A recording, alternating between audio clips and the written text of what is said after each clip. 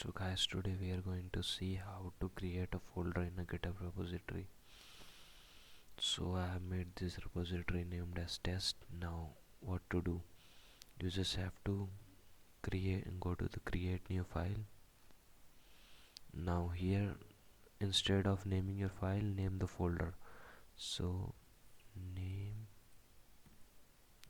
of folder, and then you have to just put slash, and then now you can name your file. Okay, let's name it as file. Oh sorry, putting slash, and then file 1.txt.